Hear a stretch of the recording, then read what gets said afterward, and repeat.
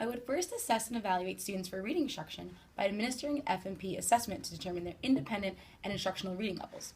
The instruments I will use are a running record and one of the FMP books.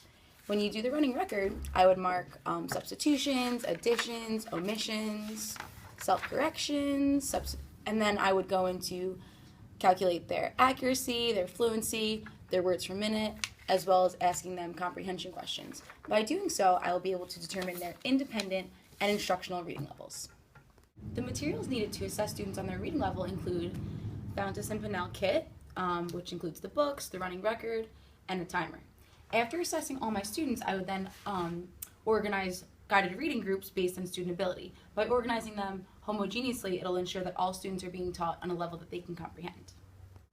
The structure of the guided reading groups would be like so. First, we would start with discussing yesterday's book. We would then go into a phonics lesson in which I model words and students identify what the skill is, and in this case, it's homophones, words that sound the same but mean differently, so we would go through those.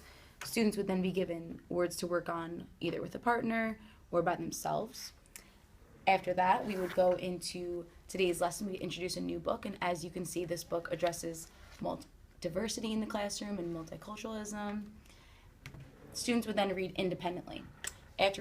While they're reading independently, I could listen to them read to make sure their fluency is correct. I could even ask them comprehension questions. After all students finish the book, we would have a discussion. Students would share their thoughts in the book and any misunderstandings.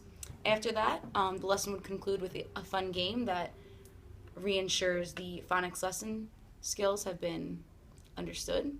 And in this case, students would pick a pair and they'd match up the words like so.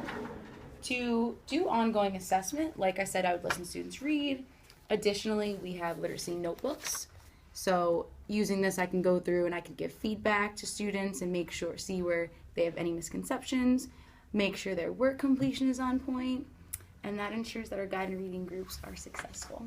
As you can see, this lesson is structured in a way that ensures that each student's needs are being met in order to maximize their reading growth. At the end of the term, I could re-administer Fountas and Pinnell assessments to track students' growth and make adjustments to the instruction accordingly.